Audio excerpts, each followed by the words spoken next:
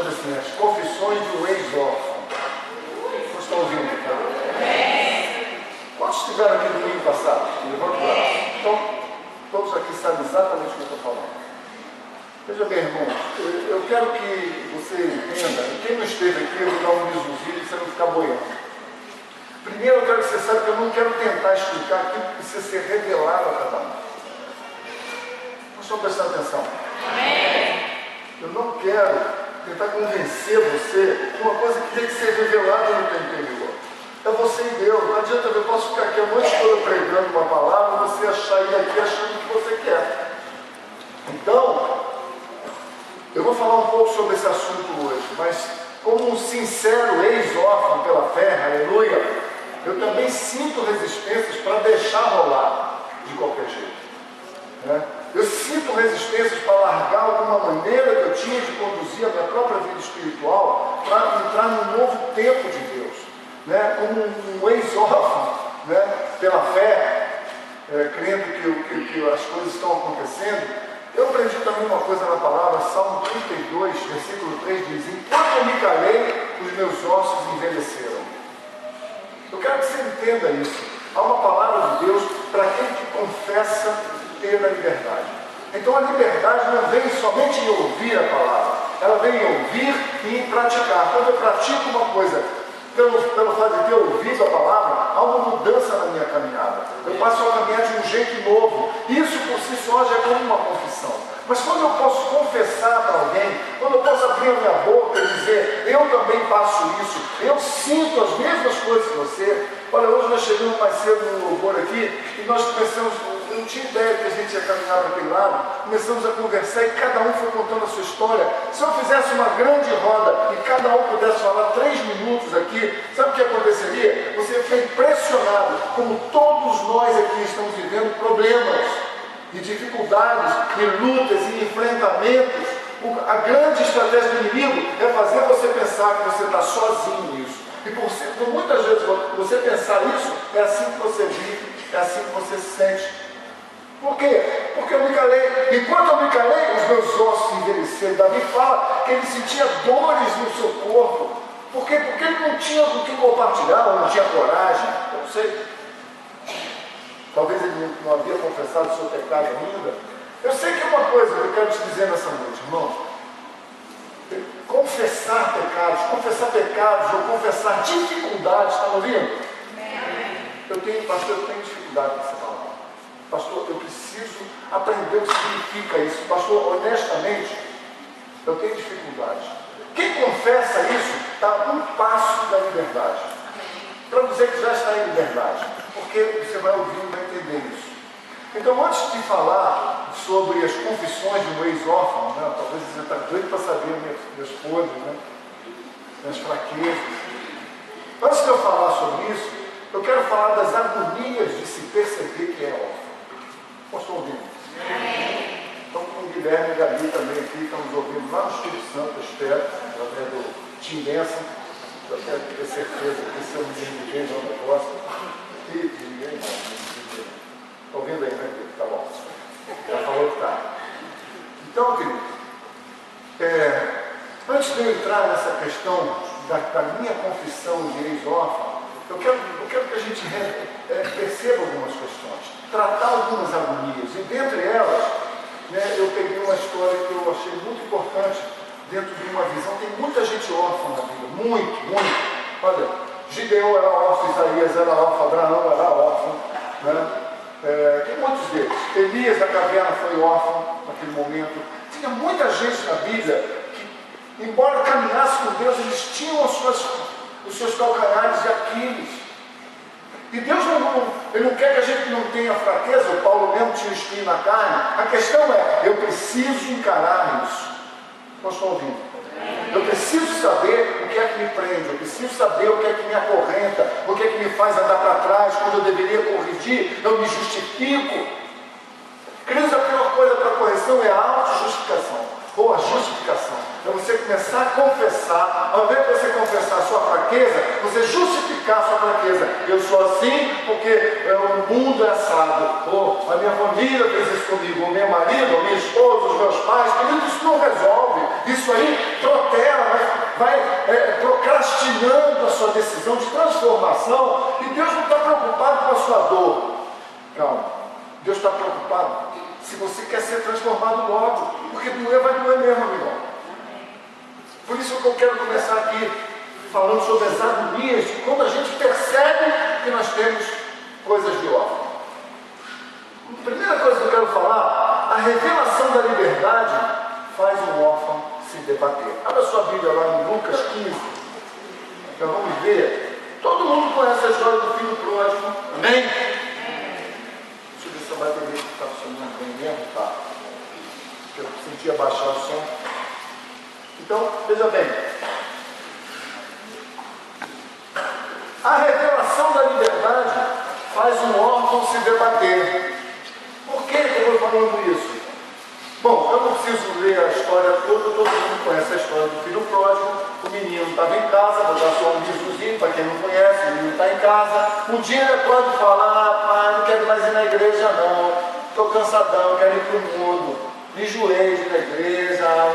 Aí o pai fica doente, não sabe o que fazer, não sabe o que dizer para o filho, é um horror. Como estou ouvindo? Amém. 2000 anos atrás, tinha alguém sofrendo, igual você pode estar sofrendo hoje com seu filho. Mas há esperança, diga para você mesmo, há esperança. Só aquele filho diz, pai, você está me atrapalhando, eu queria que você morresse. Está me atrapalhando, pai. Dá aí a parte da herança para mim. Você sabe que uma herança só se recebe quando alguém morre. Dá aí, morre, porque tu não morreu ainda, está me atrapalhando. E o pai, com todo amor, reparte os seus bens em vida e dá para o filho, e o filho vai-se embora. A palavra pródigo significa gastador, aquele que esbanjador. Então, a história corre por aí. Um dia você sabe que tudo fica ruim na terra, o cara fica sozinho, não ficou sem amigo, porque enquanto tinha din-din, estava cheio de gente por perto. Enquanto você é bonitão, tem um monte de menina querendo, enquanto você é linda, todo mundo fica te assediando, mas depois que acontece um piripaque, ó, a turma racha. Quando a menina engravida, ó, todo mundo quer rachar. É isso aí.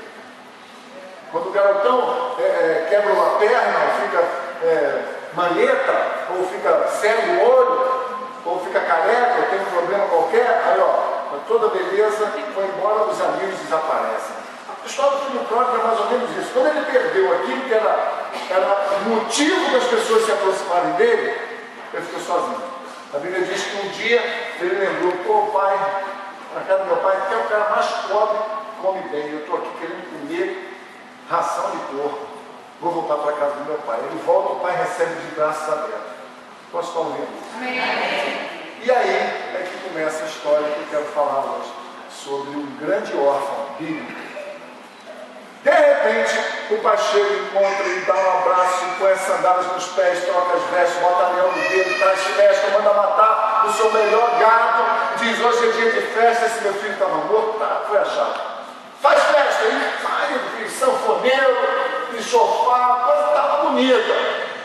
De repente o filho, o irmão que havia ficado ali, trabalhando com o pai, vem cansado na lavoura, está chegando em casa, de longe ele ouve o barulho, ele fala, o que é isso? Hoje não é dia de festa, o que está acontecendo na casa do meu pai? Cansado, chega perto, pergunta a alguém, o que houve aí? Teu irmão, lembra dele? Cara, apareceu de novo. O que isso tem a ver com esse barulho? Teu pai está fazendo uma festa porque ele voltou. O cara ficou revoltado, não quis nem entrar em casa. Quando chega a notícia para o pai fala, o que aconteceu? Ele não quer entrar em casa. O pai sai do encontro dele e fala, filho, o que houve? Ele fala, como o que houve, pai? Tu esqueceu o que ele fez conosco? Ele disse para você que você estava atrapalhando ele viver. Ele vai, se perde lá fora, quando ele volta, você recebe ele igualmente. Posso concordar com isso? Aí olha o que esse homem faz. Fala, versículo 25, Lucas 15. E o seu filho mais velho, vou contar de novo, né? Estava no campo e quando veio, chegou perto da casa, ouviu a música e dança, chamando um dos céus, perguntou, o que é aquilo? E ele me disse, veio teu irmão e teu pai matou o bezerro cevado porque o recebeu são e salvo. Ele indignou-se, não queria sequer entrar, e saindo do pai, estava com ele. E respondendo ele, disse ao pai: eis que eu te sirvo há tantos anos, sem nunca transgredir o teu mandamento, e nunca me deste um cabrito sequer, para alegrar com os meus amigos. Vindo, porém, este teu filho, que desperdiçou a tua fazenda com meretrizes, tu mataste o bezerro cevado. E ele disse: filho, tu estás sempre comigo, todas as minhas coisas são tuas. Era justo a gente se alegrar, e se alegrar mesmo, porque esse teu irmão estava morto e reviveu, tinha se perdido e foi achado. Queridos, eu quero que você agarre essa palavra para você nessa noite. Eu quero que você pense comigo, raciocine comigo, entenda comigo. Quem está contando essa história é Jesus. É Ele quem está dizendo acerca do cuidado que a gente tem que ter quando estamos fazendo a obra para o Pai. Estamos dentro da casa do Pai, estamos filhos com Jesus, somos líderes de louvor, somos um obreiro, trabalhamos na classinha, fazemos qualquer negócio para o Senhor porque amamos o Senhor. O que Jesus está nos apontando aqui é: você tem certeza que você está fazendo isso de uma forma clara? Está bom para você? Você não está com algum sentimento escondido aí, não? Ele está dando a deixa para nós. Cuidado, porque aqui nessa história tinha um filho que se sentia como se não tivesse nada. Ele diz em outra passagem, diz: trabalhei para ti como um escravo. Presta atenção. Esse é um sentimento órfão. Ou seja, você tem a impressão de que você está trabalhando obrigado. Um escravo trabalha obrigado. Jesus deixou isso claro. O escravo não sabe o que faz o seu Senhor, mas o filho sabe. E olha que coisa interessante, eu creio que Jesus não está aqui defendendo a libertinagem, vão para o mundo mesmo, gastem toda a minha fortuna, esbanjem de qualquer forma, de jeito nenhum. O pai não foi atrás do filho, o pai esperou o filho, porque ele tinha certeza daquilo que havia feito. Eu quero que você entenda isso nessa noite. Deus tem certeza do que ele fez quando ele enviou Jesus para morrer na cruz por você. Então, quando ele nos vê agindo sem a conformidade da palavra, sem os benefícios da palavra, isso entristece o coração de Deus. E Deus não fica o tempo todo apurrinhando a gente. Eu não te disse, eu não te disse, eu não te disse, eu não te disse. Muitas vezes nós como pais fazemos isso. Eu falei para você, eu falei que isso ia acontecer. Deus não faz assim, Ele espera que você caia em si. Para o quê? Para você acordar com maturidade. Queridos, quando você cai em si, você acorda com maturidade. Quando a pessoa fica te empurrando uma decisão, fica te espremendo para tomar uma decisão, pode até ser que você acorde, mas se não for com maturidade, logo ali na frente você vai tomar um caminho errado. Mas quando eu caio em mim mesmo, quando eu tenho a capacidade de ser livre, de me perder ou de me encontrar, quando eu tenho a capacidade de me achar, quando Deus me dá a chance de me observar, de examinar a mim mesmo, e eu faço uma reflexão honesta e percebo: puxa vida, eu fui injusto com meu pai, eu fui injusto com meu Deus, eu tenho sido injusto com aquilo que Deus me deu para fazer, eu não tenho me sentido como filho, eu tenho me sentido como órfão. Eu queria só passar por essa passagem aqui, passar pela passagem, para você fazer a reflexão. Quero citar alguns versículos que o pastor Juliano ministrou. 1 João 4,16, não precisa abrir não, diz aqui: e nós conhecemos e cremos no amor que Deus nos tem. Deus é amor, e quem está em amor está em Deus, e Deus está nele. Então, querido, se você é iracundo, se você é um cara raivoso, se você é vingativo, se você não dá o braço a torcer, é orgulhoso, a sua opinião tem que sempre prevalecer. Existem coisas que precisam ser tratadas em você. Eu estou dizendo que você não é de Deus, que Deus não está em você. Eu estou dizendo que o amor de Deus precisa se aperfeiçoar em você. Você precisa dar espaço para quê? Para que essa raiva se transforme em mudança, de crescimento, de amor, de maturidade, vista nas suas atitudes para com os outros. É isso que Deus espera de nós. Deus não quer religioso na sua casa. Versículo 18, ele diz: o amor não há temor. Antes, o perfeito amor lança fora o temor. Por quê? Porque o temor tem consigo a pena, e o que tem não é perfeito em amor. Ou seja, o amor, a confiança lança fora o medo. Queridos, é muito doido a gente entender que Deus nos ama de qualquer jeito. É difícil a gente aceitar isso, porque nós queremos merecer. Só que a gente esquece que tantas vezes nós ficamos perdidos pelas estradas da vida, do dia, da tarde, da hora, do tempo.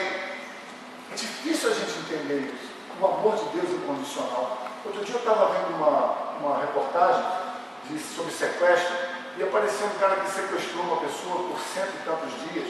Aí a polícia bateu em cima dele, prendeu o cara. Aí na casa do cara estava a mulher dele, que estava grávida. Aí a polícia pergunta: pô, você também vai ser detido, tu não sabia? Não, eu não sabia, só sabia que ele estava prendendo esse moço, mas não sabia por que a polícia. Pô, brincou comigo, né? De repente, meu irmão, entra a mãe do cara. Tu precisa ver a cena. Meu irmão, a mãe ficou assim, desolada. Ela falou: por que você fez, meu filho? Por que você fez isso? Eu nunca te ensinei isso. Por que você fez isso? Ela fica brava, ao mesmo tempo chora e ela não entende aonde ela errou, o que aconteceu. Aí ele pega ele, leva ele preso. Quando ele está dentro do camburão, aí vem o irmão: pô, meu irmão, por que você fez isso? E tudo aquela choradeira. Aí vem a mãe depois olhando para ele, chorando: por que você fez isso, meu filho? E ela diz: eu te amo. Vocês estão entendendo? O filho do sequestrador. Amor de mãe humana. Às vezes a gente não entende muito bem. Não sei se é bom gravar isso, não, pode ser que os religiosos não vão gostar. Mas veja bem, se Deus é pai, quem é a mãe? Não tem mãe? É Maria? A mãe de Maria, a quarta pessoa? Não. A palavra Espírito Santo, ela é do feminino, é ruá. Ela é feminino, ela significa, não digo uma mãe, mas se você perceber as ações do Espírito Santo, é como se fosse a mãe. Ele consola, ele apoia, ele ensina, ele te ajuda. Vocês estão entendendo? É bem a mãezona mesmo. Mas não vai agora sair dizendo como é que o pastor Pedro falou que o Espírito Santo é mulher, não, pelo amor de Deus. Não tem esse negócio de sexo lá no céu, não. Eu acho que é diferente lá. Mas eu entendo isso. Eu quero que você pegue isso. Talvez você não entenda. Talvez você não entenda o que você está vivendo hoje, ou o que você viveu no passado. Talvez você não dê. Eu estava conversando hoje no louvor com uma pessoa e ela falou uma coisa, e no mesmo instante o Espírito falou para mim: não é isso. Eu estou mudando alguma coisa aqui, nessa área. Às vezes você pensa assim: como é que Deus deixou passar por tudo aquilo? Querido, se você precisar passar por lutas para encontrar Deus, Deus fala: tudo bem. Faz assim com o Jó. Falou: pode fazer qualquer coisa, só não tira a vida dele, porque senão não vai adiantar nada. Pode passar por qualquer coisa. O Jó vai me conhecer como nenhum homem me conheceu até hoje. Vocês estão ouvindo? Então, os conselhos de Deus são muito diferentes dos nossos. Eu quero que você, eu quero pegar algumas características que a gente aprendeu sobre o órfão, só passar assim, não vou entrar muito no mérito, porque eu quero ministrar sobre mim mesmo. Então, assim, a primeira coisa, algumas coisas me chamaram mais atenção que outras na palavra do domingo.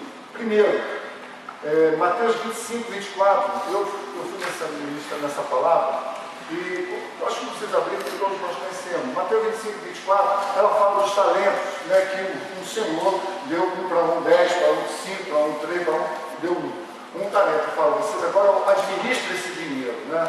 E esse um talento é dinheiro para chuchu, não é pouquinho não. E eles ficaram ali administrando aquilo. Quando o Senhor voltou, o que tinha dado 10, falou: ó, ele chamou o cara e falou: e aí? Ele falou: não, você me deu 10, está aqui 20.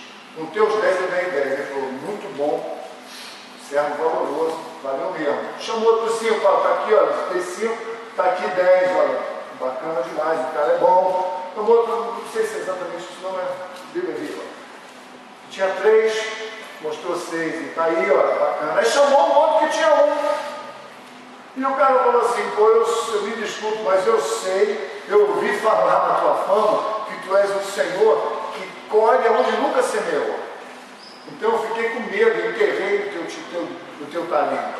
Ou melhor, eu enterrei o talento que você me deu, eu enterrei, porque eu fiquei com medo de usar. E aí aquele senhor fala: pega esse talento desse cara, dá para aquele que tinha 10, ficou com 20, e lança esse cara no inferno, ele fala, nas trevas inferiores. Então, que faz uma apologia, aquilo que Deus te deu para você viver na terra para Ele, e você viveu para você mesmo, com medo, porque você achava um conceito, talvez dentro de você, que Deus é injusto. Eu olho para essa história e vejo aqui, tem pessoas que veem um Deus irado, um Deus difícil de agradar. Nós estávamos conversando isso no louvor. Está na hora da gente falar isso aqui, essa historinha assim de, estou passando um momento difícil. Está passando um momento difícil? O que tu faz, Celso? Faz o quê? Faz um momento difícil. Dá glória. Fala isso, Celso. Dá glória. Bom, tu gostava de falar isso. Está passando luta, meu irmão?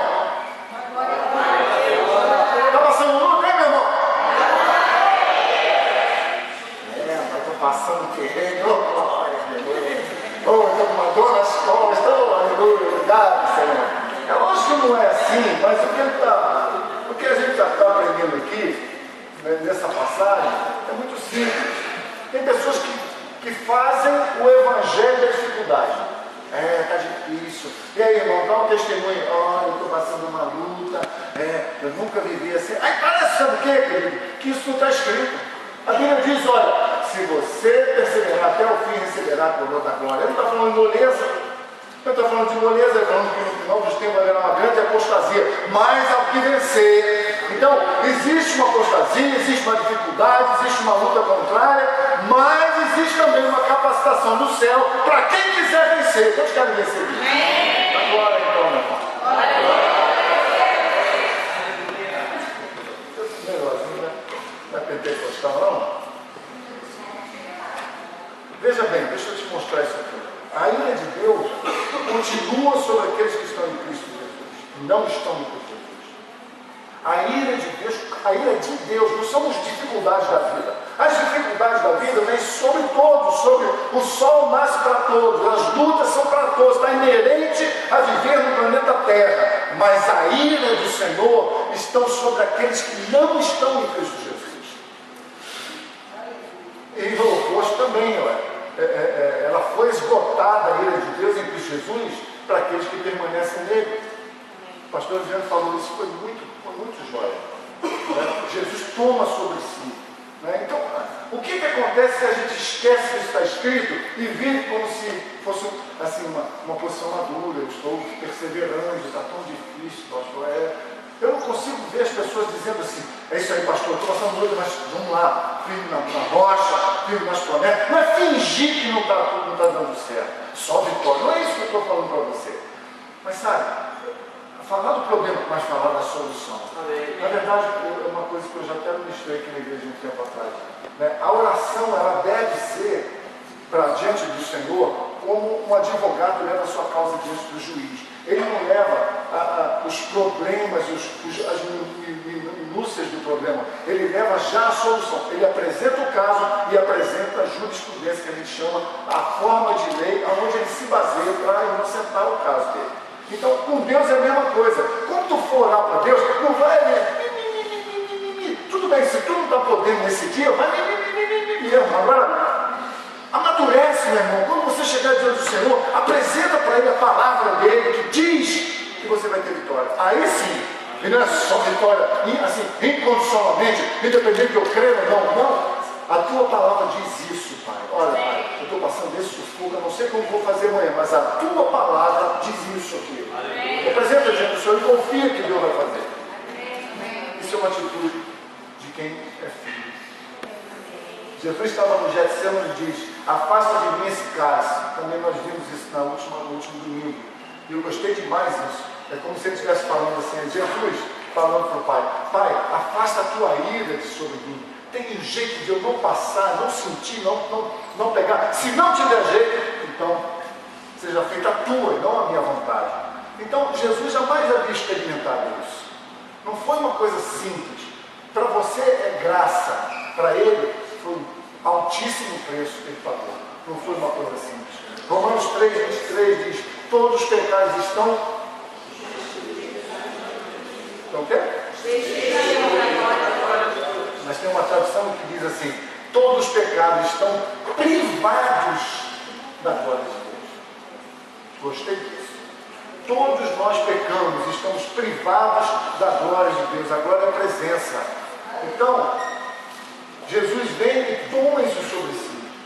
Não deixa nada roubar essa revelação. Ele tomou sobre si a tua injustiça, as tuas falhas, os teus pecados, as tuas enfermidades, os teus medos, as tuas inseguranças, as tuas dúvidas. Ele tomou sobre si. Então, quando você estiver sentindo isso, corre para ele e fala: Jesus, tu não disseste que levasse sobre si? Está escrito. Então recebe. Eu estou com uma dúvida no cão aqui. Não é minha não, é do cão. Nós estamos ouvindo? Nós estamos em dúvida? Vai para Deus e fala: eu estou em dúvida. É isso que pega. Aí o cara finge que é filho e fica ali. Eu não vou dizer isso para pegar mal. Não, pastor, eu estou em dúvida nisso, estou em dúvida naquilo. Então, se você me perguntar, eu vou dizer: meu irmão, corre para Deus e fala para Ele. Não adianta falar só para mim. Fala para mim, você vai ser curado. Mas fala para Deus, que aí você vai mostrar para você e para Deus que essa coisa está mudando. Olha, Deus, eu confio, a tua palavra está dizendo que o Senhor tomou esse sentimento que eu estou sentindo aqui. Então isso aqui não pode estar acontecendo. Se está acontecendo por um propósito. Qual é? Eu me aproximar do Senhor e dizer: Pai, olha, sobrou mais um aqui, leva. Amém. Posso ouvir? Nós temos isso aí sobrando ainda, coraçãozinho honesto, vai ser curado. Pastor, eu também tenho coisas que estão sobrando dentro do coração. Tem coisas que eu não falo para ninguém, mas está me matando. Tem coisas que eu estou escondendo, coisas que estão escondidas, coisas que eu talvez nem sei, mas estou com uma noçãozinha. Não deixa nada pressionar você para provar que você merece. Aceite o amor de Deus. Ele te deu amor porque Ele quis te dar o amor. Terceira coisa que eu gostei demais na palavra, eu quero situar antes de dizer as confissões do meu exórcio. Um filho resolvido vê que o pai o ama como ele é. Nada muda isso. O medo que você sente de não ser amado vem pelo tormento de ser castigado. E novamente enterramos os talentos. Porque eu não conheço Deus, eu enterro os meus talentos. Porque eu ouvi falar que Deus ele colhe onde ele não semeia, eu enterro os meus talentos. Quem é que acha que Deus vai colher se ele nunca semear na sua vida? Se você acha isso, você está igual esse cara aqui, enterrando talentos. Deus ele só vai te responsabilizar por aquilo que você sabe. Ele perdoa o tempo da ignorância. Nós estamos ouvindo? Amém. Então, queridos, é importante você entender isso. O medo acontece quando a gente tem a sensação de castigo. Quem corrige seu filho sabe exatamente isso. O teu filho precisa saber que você o ama. E toda vez que você corrigir ele, ele precisa saber que você está fazendo isso por amor. É difícil você fazer isso irado, sentando a mão. É difícil. É difícil você não fazer nada quando ele está errado. Também não ajuda, não. O filho que não é corrigido não é amado. Quem ama o seu filho, corrige. Quer um exemplo? O próprio pai. Olha o que você passa no dia a dia. E às vezes você acha que Deus não te ama por causa do que você está passando. E o pior não é o que você está passando. O pior é o tormento de achar que Deus não está contigo. Nós estamos ouvindo tudo. Quando a gente pensa que aquilo que nós estamos passando é grave demais, Deus onde é que está? Eu devo ter feito alguma coisa errada. Aí entra na coisa do merecimento. Eu mereço, eu não mereço, foi por isso, não foi por aquilo. Parece que Deus está longe. Deus está contigo, amigo. Amém, amado? Quarto desse ponto aqui, o filho vive pela lei do amor, porque um dia aceitou confiar em Deus. A lei é perfeita, disse Jesus, a lei era boa, mas era impossível para o homem cumprir. Por quê? Porque a carne estava enferma. A lei estava enferma por causa da carne. A lei é boa, mas a carne enfermou a lei. Ela impediu, não tinha condição da gente cumprir a vontade do Senhor. E a pastora usou um exemplo do espelho, que mostra a realidade, mas nunca diz o que você vai fazer. Um espelho não diz, a não ser que você acredite em Branca de Neve. Se o teu espelho é o espelho mágico, talvez ele diga o que você tem que fazer. Mas se o espelho teu não é mágico, quando tu olha para ele, você só vê as suas falhas. Ele não diz, ele te aponta para conserto. O Espírito Santo está aí no tempo inteiro tentando te ajudar. A gente precisa deixar isso acontecer na nossa vida. Abra sua Bíblia em Romanos 3.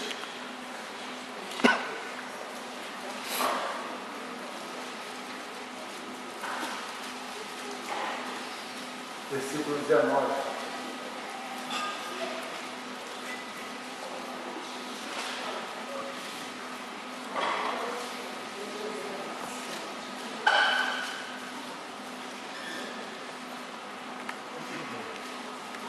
Ora, nós sabemos que tudo que a lei diz,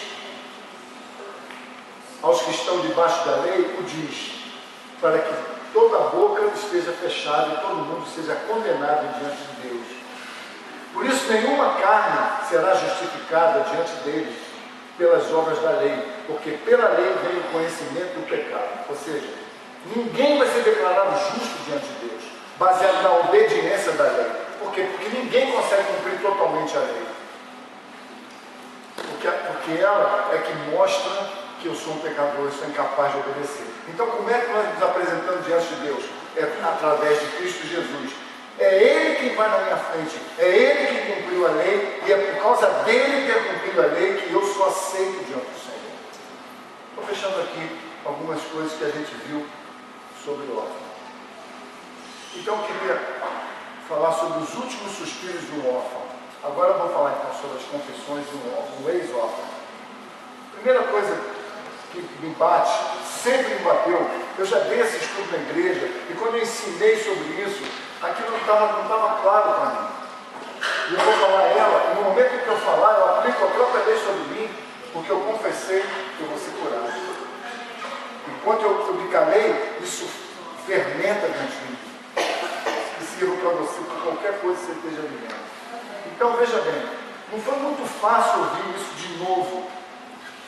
Eu já preguei sobre isso, nós já fizemos um estudo sobre isso. Não é fácil você ouvir uma coisa novamente e dita com tanta clareza que é verdade, fica estampado. É uma verdade. Você foi chamado para ser filho. Abra sua Bíblia lá que eu vou te mostrar. Gálatas 4. Versículo 4. Gálatas 4, versículo 4.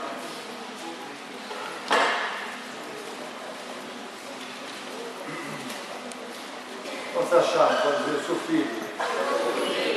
Então, vindo a plenitude dos tempos, Deus enviou o seu filho, nascido de mulher, nascido sob a lei. Para quê? Para remir os que estavam debaixo da lei, a fim de recebermos a adoção de filhos. Ou seja, Cristo veio para a gente receber a posição de filhos. Uau! Efésios 1, vamos lá na frente um pouquinho. Efésios 1, versículo 5.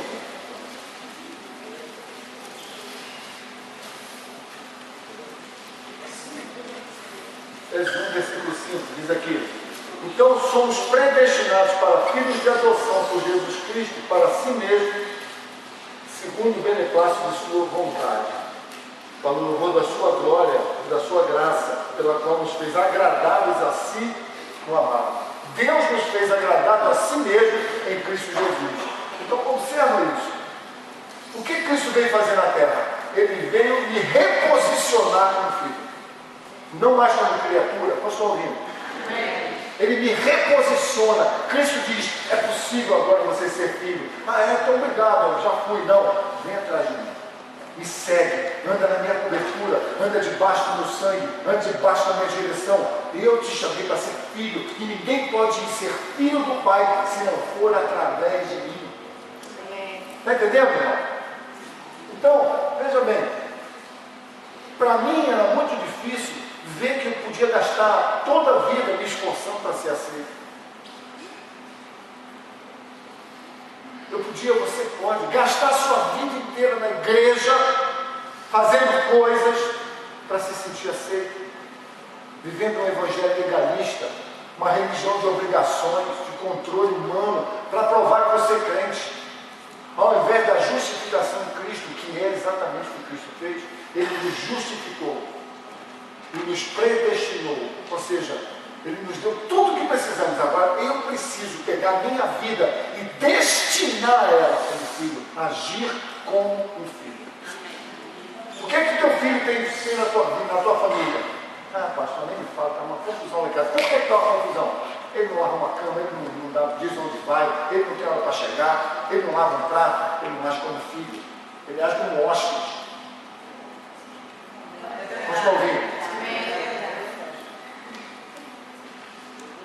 chegar, não tem hora para sair, larga a cueca suja, meia embaixo da cama, come na sala, deixa o pacote embaixo, não sei o que, não arruma a cama.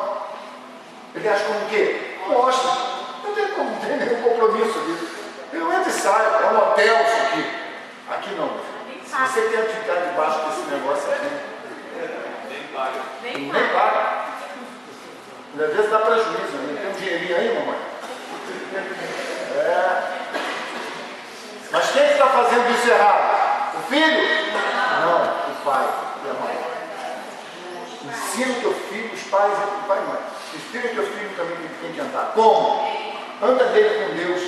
Como é que você é tratado e trata Deus? É assim que você tem que ensinar o teu filho.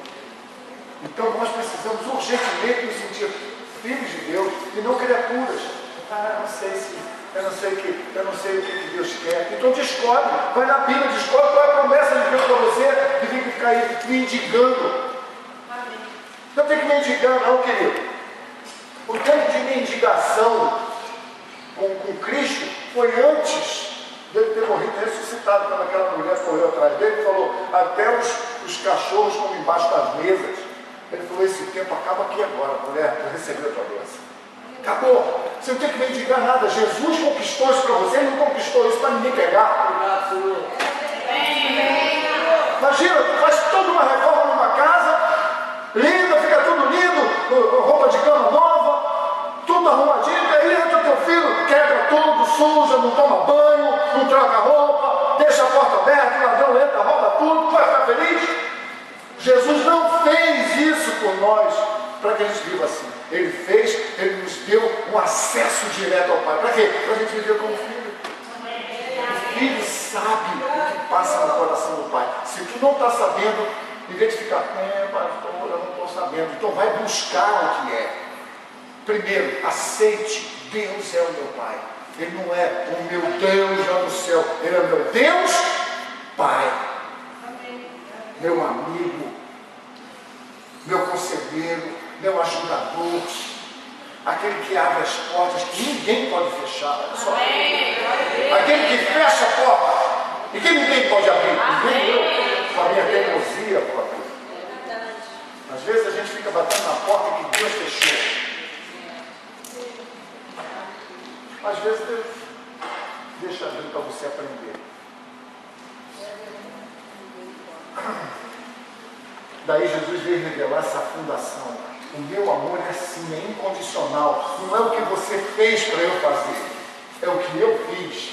Porque eu sei que alguns vão receber a adoção de filhos e viverão como tal. Amém, querido? Amém. Não é lindo isso? Então, o maior medo do ex-órfão aqui, eu pensava assim, as fronteiras dos meus medos extremos. O que é que eu vou fazer se eu me baseava em fazer para merecer ser querido? Como é que eu lido com isso? Então, meu medo quando eu fazia esse estudo era a igreja pensar, agora tu encontrou com o irmão na rua, não vai mais na igreja, o cara fala, sou filho. Alô? Alô? Tem alguém ouvindo o que eu falando? Eu tinha medo da igreja ficar relaxada. Eu me lembro até que há um ano atrás, Deus falou assim, não chamo mais ninguém não, eu vou deixar cada um viver como quer. Quantos se lembram disso? Só que eu estou me lembrando agora que o Espírito está me trazendo aqui. Já era Deus nos preparando para ser filhos. Por quê? Porque se você ficar toda hora sendo levado pela coleira, você não vai saber andar em liberdade. Agora, andar em liberdade faz correr riscos. Então, não há garantias. A garantia é Cristo. Amém. Sua garantia, diga, minha garantia é Cristo. Que negócio é esse? É seguir a Cristo, andar como Ele andou, andar debaixo dele, debaixo da sua guarda. Então, querido, eu vou te revelar, esse meu medo acabou hoje, em nome de Jesus. Romanos 6. Abre aí, Romanos 6. Pode falar para todo mundo mesmo, não tem problema. Eu estou com medinho, tá vendo? Mas vai acabar aqui, eu vou confessar.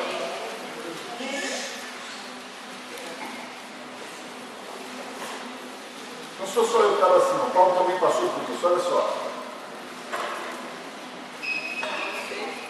Pegou aí? Romanos 6, versículo 15. Vamos ler o 14. Porque o pecado não terá domínio sobre vós. Posso ouvir um amém?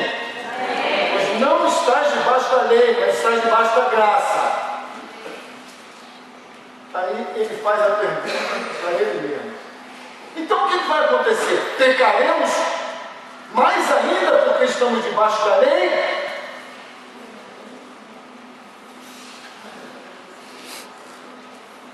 Eu te pergunto. Agora eu sou filho. Agora eu sou filho. Tudo bem. Eu não sou obrigado a orar. Eu oro porque eu amo. Mas eu não oro há 1 mês e meio, porque eu sou filho e fui um filho relaxado. Um filho que não arruma casa, um filho que não pergunta como vai os seus pais. É assim que é. Não, mas esse não é o Filho de Deus original. Ele está dizendo aqui. Então como é que eu vou viver? Já que agora eu descobri que eu sou filho, eu vou pecar à vontade porque a graça me cobre? De jeito nenhum. Muito mais agora que eu sei que a graça me conquistou para que eu amasse o Senhor e não pela lei, pela força. Agora eu vou obedecer de livre e espontânea vontade. Uau! Isso tem que cair no teu coração, irmãos. Então vou pecar à vontade? Versículo 15, capítulo, parte B. Ele diz aqui: de modo nenhum. Olha só que lindo. Eu vou voltar um pouquinho para você entender o que é então isso. Capítulo 5 de Romanos, versículo 17, ele diz aqui: porque se pela ofensa de um só a morte reinou por esse, muito mais os que recebem a abundância da graça, que é esse favor que a gente não merecia, que é a graça, né? Muito mais os que recebem a abundância da graça, e o dom da justiça reinarão em vida por um só, Jesus Cristo, reinarão no céu, não, já aqui, reinarão sobre o quê? Sobre a injustiça. Que justiça? Do pecado que quer me fazer me afastar de Deus, me fazer me corromper, me prostituir, mentir, roubar, desejar o que não é meu, quebrar alianças, quebrar casamentos, desonrar os meus pais, desonrar os meus filhos, os meus irmãos, a igreja. Olha que lindo isso, querido. Porque pela ofensa de um só a morte reinou por esse, muito mais os que recebem a abundância da graça e o dom da justiça reinarão em vida por um só, Jesus Cristo. Pois assim como por uma só ofensa veio o juízo de Adão sobre todos os homens para a condenação, assim também por um ato só de justiça veio a graça sobre todos os homens para a justificação de vida, a morte e a ressurreição de Cristo. Por quê? Porque como pela desobediência de um só homem, muitos foram feitos pecadores, que foi o nosso caso. Assim, pela obediência de um, muitos serão feitos justos. Aí já é tomar posse em Cristo Jesus. Quantos estão entendendo isso aqui? Vem, porém, a lei para que a ofensa abundasse, para que o pecado abundasse. Mas aonde o pecado abundou, superabundou a graça. Para que assim como o pecado reinou na morte, também a graça reinasse pela vida, pela justiça, para a vida eterna por Jesus Cristo, nosso Senhor. Ou seja, a lei precisou vir para mostrar para todos nós que você é um pecador. E agora, eu não sou pecador. Aí vem Jesus e fala, mas você é amado. Vem que eu vou te ensinar o caminho para o Pai. E anda atrás de mim sempre. Justificado. Não é a minha justificação. Mas eu pequei por causa daquilo. Todo mundo peca ali, pastor. O que você quer que eu faça? Eu quero que você siga Cristo. Foi Ele que mandou a gente fazer isso. Não é minha obra. Você segue a Cristo como eu também sigo a Cristo. Não tem moleza para ninguém, irmão. Não tem mais ou menos. Por isso que ele diz, não olha nem para a esquerda nem para a direita. É fácil? Então é muito difícil. Continua dizendo isso, que vai ficar cada vez pior. É difícil, mas o meu Senhor capacita quando Ele chama alguém e a pessoa entra na posição. Aleluia. Capítulo 6 de Romanos. Que diremos então? Permaneceremos no pecado para que a graça seja mais abundante ainda? Então se é assim, se a graça me cobre, então eu vou pecar muito para a graça me cobrir mais ainda. De jeito nenhum, essa graça não, outra graça. De modo nenhum, nós que estamos mortos para o pecado, como viveremos ainda nele? Queridos, pecado em Cristo tem que ser doloroso. Quando tu pecar, tu tem que sentir dor. Tu tem que falar, caraca, de novo. Vacilei de novo. Se tu estava indo está aqui descendo a rua a pé, vacilei de novo, volta e conserta. Não vem no próximo culto consertar. Não, eu estive examinando as escrituras. Não, o Espírito Santo já falou com você que não vacilou. Então, quando tu estiver descendo, o Espírito te falar, volta na mesma hora e faz o conserto. Faz o conserto com o seu casamento, faz o conserto com os seus filhos, senta na mesa com eles, diz para ele onde você vacilou, diz para ele que você não aguentou, fala a verdade, porque o Espírito vai inaugurar um novo tempo na sua vida. É o tempo da graça, onde eu não mereci o favor, mas Deus me acompanha. Por quê? Porque eu nem sei para onde eu vou atrás de Cristo, eu não sou bobo. Nós estamos ouvindo? Diga para o seu irmão, vou atrás de Cristo, que eu não sou bobo. Fala para ele.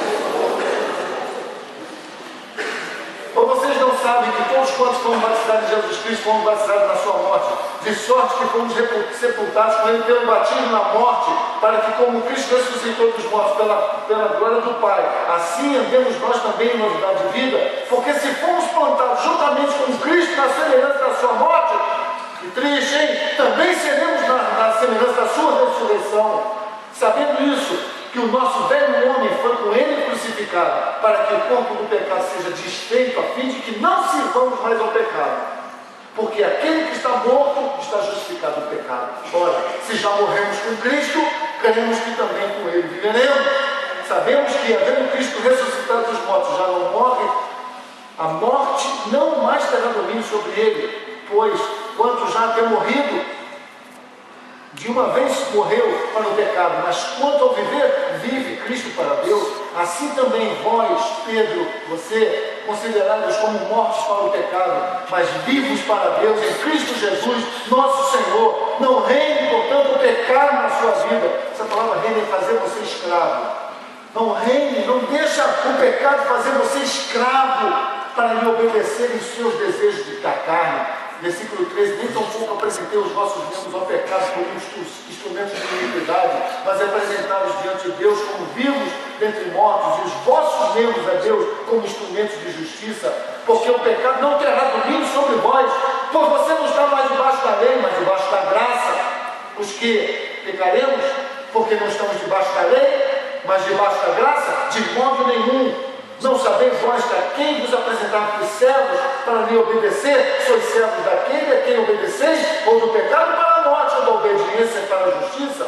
Graças a Deus, que tendo sido servos do pecado, obedecestes de coração a forma de doutrina que fosse entregue, e libertados do pecado, fostes feitos servos da justiça de Deus. O que será então?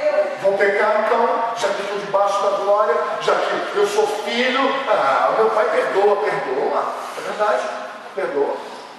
O teu pai perdoa, mas ele esperava que agora que você tem entendimento de quem ele é, do que ele fez por você, vocês andassem atrás de Cristo. Cristo não pecou e você também pode não pecar. Você pode escolher não pecar. Existem pecados que às vezes nos acontecem. Existem pecados que são maquinados e as pessoas entram, planejam, executam e aí morrem no pecado. Quanto a esse, vai orar. Se você está vivendo um negócio desse, se você está em adultério, se você está em mentira, se você está em conivente com roubalheira, sai fora. Perde para ganhar. Se o teu namoro é impuro, termina. Ou então vem no gabinete para conversar comigo, traz a namorada, o namorado. Não é só o menino que é durão, não. Às vezes as moças também instigam o rapaz ao namoro impuro.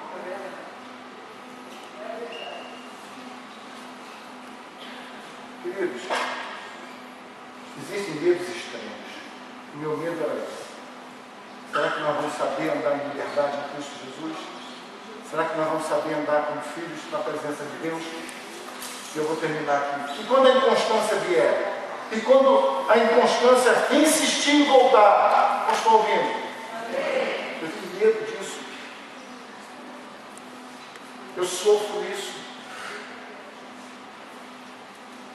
Eu saio do culto animado, aí amanhã acordo triste, do nada, uma sensação ruim. Às vezes vem pensamentos maldosos na minha mente. Eu falo, não é possível que agora eu sou filho, isso vem sobre mim. O que eu faço diante disso? Quem me livrará de mim mesmo? É o que Paulo falou. Paulo está falando isso, né?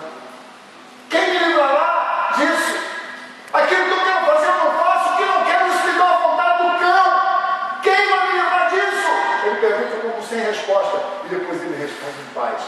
Graças a Deus por Jesus Cristo. Mas isso só pode acontecer se eu entrar em Jesus Cristo. Abra sua Bíblia, vou terminar em 2 Coríntios 10.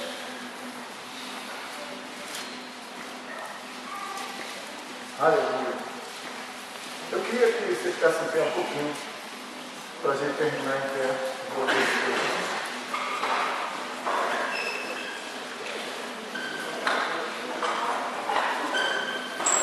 Pastor, o que é que eu vou fazer quando a inconstância vier? Pastor, o que é que eu faço? Se amanhã tiver mal, posso te ligar? Pode. Vocês estão ouvindo?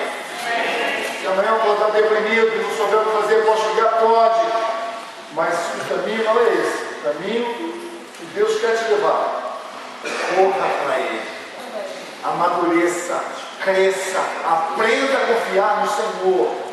A palavra adoração significa prostúrio, beijar. Você não beija um cara na rua e fala assim, passa pela pessoa e dá um beijo nela. Não, você beija quem você conhece. E aí, tudo bom? Beijar é adorar. Você só pode adorar quem você conhece. Amém. Eu quero que você peça. Observe essa passagem. 2 Coríntios 10, versículo 3, fala dessa inconstância, diz aqui. Todos comeram do mesmo manjar. Não, errei. Aqui é 1 Coríntios. Perdão. 2 Coríntios, eu falei, né? Foi isso? 2 Coríntios 10, versículo 3. Porque andando na carne, não vivemos segundo a carne. Andando na carne, nós não somos escravos das suas vontades. Porque as armas da nossa milícia não são carnais, mas poderosas em Deus, para a destruição das fortalezas, destruindo todo argumento que eu mesmo possa criar, toda altivez, ou seja, pretensão que vem do orgulho, que eu tento defender, que se levanta contra o conhecimento de Deus, levando cativo todo o entendimento da obediência de Cristo, estando prontos para vingar toda desobediência quando for cumprida a vossa obediência. Alguém falou isso aqui na oração, no louvor, não me lembro. Alguém usou esse versículo, pelo menos uma parte do louvor. Como é que eu faço quando vier a inconstância? Esteja pronto para cumprir e destruir todos os argumentos que a sua mente vai querer usar contra obedecer à vontade de Deus e leva cativo o seu pensamento ao Senhor, pronto para destruir toda desobediência. Quando você decidir obedecer. Quer matar isso na sua vida? Obedeça. Quer começar a exercitar? Obedeça aos seus pais, obedeça aos professores, obedeça ao guarda municipal de militar, obedeça ao condutor do ônibus quando ele disser passe na frente, faz favor. Obedeça quando alguém te der uma direção. Exercita uma obediência por autoridade da pessoa que está em vigor ali. Obedece. Obedeça seus pastores quando eu te der uma palavra. Eu não vou te dar uma palavra para você ficar refém meu, não. Eu quero te dar uma palavra para você ficar refém de Cristo. Uma palavra bíblica, uma palavra para mudar a sua história. Obedece. A Bíblia diz que obedecer é melhor do que depois que você desobedecer, aí você tem que oferecer sacrifício. Obedecer é melhor do que sacrificar. Como é que eu faço quando o dia mal vier? Amanhã, como é que eu faço? Como é que eu vou fazer no meu dia de amanhã? Quando o meu pensamento vier, que não for o pensamento que Deus me dá, quando for alguma coisa que não está batendo com a vontade de Deus, eu pego aquilo e sondo os argumentos e rebato pela palavra do Senhor, entrego cativo para Jesus. Jesus, toma agora esse meu pensamento, essa minha vontade que não procede de ti, e coloca em mim o teu querer.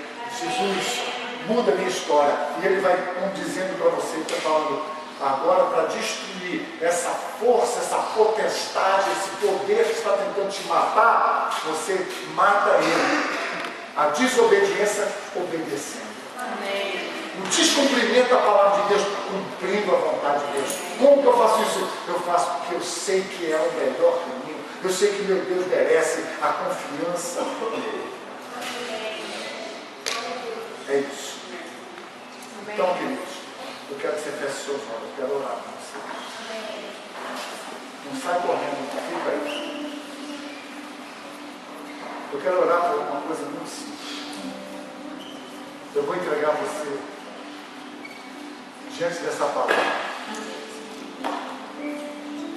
para um novo caminho de maturidade. Eu vou orar por você para que o Senhor possa olhar no teu olho e você saber que Ele está te vendo. Quer uma coisa sem sabedoria? Mas quando eu me converti, eu tinha um primeiro amor, eu me perdi. Ele falou, Deus fala, onde é que você caiu? Que maluquice é essa? Que argumento é esse que você usa? Volta para lá. Nunca vai chegar naquele lugar, mas você pode chegar no amor de Deus. Nunca diga, não tem sabedoria nisso. Eu estou vivendo frio. Alguma coisa, você é mentira, você é que se deixou roubar. Foi você que deixou alguém roubar aquilo que Jesus conquistou na cruz, com sofrimento e dor. Ele pagou um alto preço. Ele pagou um alto preço para a sua vida. Você recebe de graça, mas Ele pagou um preço altíssimo. Mas ainda que você receba de graça, para você viver, você tem que viver em obediência, quebrando toda a desobediência que ainda habita na nossa carne. O que compete comigo, com você todos os dias, a Bíblia diz que a minha carne quer desobedecer Deus, mas dentro de mim, quando eu aceitei Jesus, entrou o Espírito Santo que quer me fazer obedecer a Deus, e é um conflito eterno ali, até o dia em que Jesus nos buscar, nós vamos entrar em conflito. Mas Ele diz, a carne conspira contra o Espírito, e o Espírito contra a carne. Quem vai vencer? Vai vencer aquele que você investir mais. Vai vencer aquele que você considerar mais importante para a sua vida. Vivendo, escolhendo, tomando decisões, abandonando coisas que roubam você de Deus todos os dias. Continuam roubando você, continuam levando a sua fé, continuam fazendo você desejar coisas que não são eternas, coisas que consomem o seu coração. Aonde estiver o teu tesouro, ali estará o teu coração. E nós vemos isso pelas ações, pelas tuas andanças. É por isso que eu quero orar, Pai. Pai, em nome de Jesus, eu oro por mim e pelos meus irmãos. Eu sei que os dias são difíceis. Eu sei que a tua palavra diz que o final dos tempos vai ficar mais difícil ainda. Eu creio que esse dia está chegando, Pai. Mas nada disso pode criar um argumento de eu viver em pecado, em fraqueza, em desânimo, todas essas coisas. Se eu estou vivendo, o Senhor me prometeu que não permitiria que nada viesse sobre mim que eu não pudesse suportar. Com a luta, me daria um escape para vencer. Por isso, nessa noite, eu quero orar por mim e pelos meus irmãos. Senhor, que a gente possa te chamar de Pai. Que a gente possa te chamar de Pai, porque entendemos que agora o Senhor não nos chama mais de servos. Jesus falou, eu já não chamo vocês de servos, mas amigos. E quem é amigo do Senhor? Aquele que conhece a vontade do Pai. Eu não posso ser amigo de Deus se eu não conheço Deus, se eu não conheço a sua vontade. Eu oro por mim, Deus, meus irmãos. E oro também, Senhor, nessa noite por pessoas que estão aqui, na igreja, que acham a igreja legal, aqui em outros lugares, talvez já foram mais firmes, talvez já tiveram experiências com o Senhor, mas estão fragilizadas, ou se afastaram do Evangelho, ou por qualquer circunstância, ou por julgamento, ou por juízo, ou por medo, ou por fraqueza, se afastaram de Ti, estão vivendo debaixo de uma escravidão nossa. Eu oro nessa noite, Deus, para liberdade. Quando a gente sair daqui, nós viveremos em liberdade. Oro pelas pessoas que estarão vendo esse vídeo também, Deus. Que haja esperança lançada em seus corações. Haja o que houver, nada virá sobre vocês, porque vocês não possam suportar. E nós todos os olhos estão fechados. Pense sobre a sua vida, nesse momento, nessa noite. Em nome de Jesus. Pense sobre isso. Viaje sobre a sua história. Senhor, meu Deus.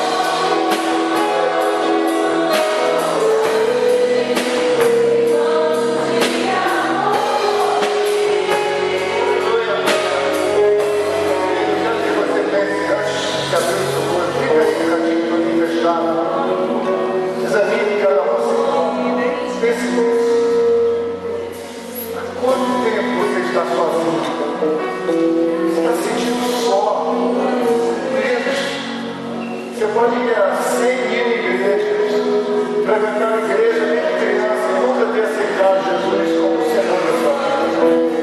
Todas as promessas de Deus, elas só podem se cumprir na tua vida quando você disser: eu preciso de um Senhor que não escravize, mas que me ame. E aí Jesus entra na sua história. Jesus ouve a sua voz e as suas orações. Eu não vou dizer para você que você nunca vai passar problemas, seria uma mentira, mas todos os problemas que você passar, o Senhor estará com você. Quando você sair dessa porta, é o Senhor que irá com você. Mas como ele irá? Com o seu entendimento, tentando lembrar o que eu falei? Não. Com o Espírito de Deus que entra dentro do seu coração, no dia em que você diz: Jesus, entra na minha vida hoje, muda a minha história. Enquanto todos os olhos estão fechados, eu quero orar nessa noite. Feche os olhos, por favor. Eu quero orar por pessoas que estão sofrendo porque não conseguem tomar uma decisão. Ficam achando que vão encontrar o lugar perfeito, a pessoa perfeita, ou o amigo perfeito, ou vão receber a justiça dos homens. Esse dia não vai chegar nunca. Quando Jesus entra na tua história, Ele muda todas as coisas.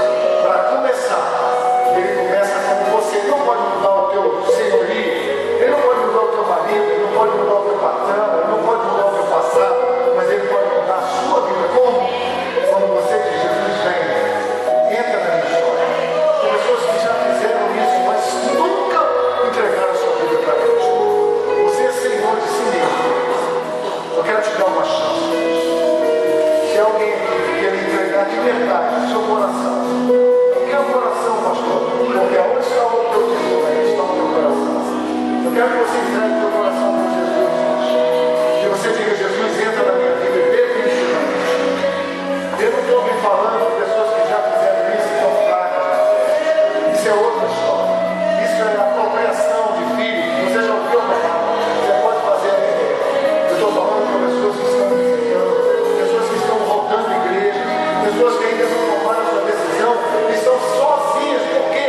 Porque a igreja é o corpo de Cristo bem ajustado, onde você recebe cobertura, recebe apoio, recebe ajuda e recebe ajuda. Aonde você estiver, com seus olhos fechados, se alguém nessa noite quer entregar o seu coração para Deus, eu quero orar com você, mas eu não posso fazer isso se você não acenar para Deus. Aonde você estiver, levante bem alto o seu braço. Deus te abençoe, Deus te abençoe, Deus te abençoe.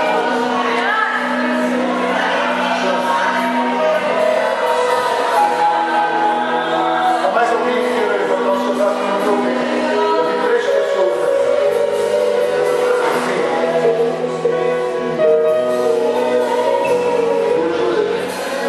Alguém com você.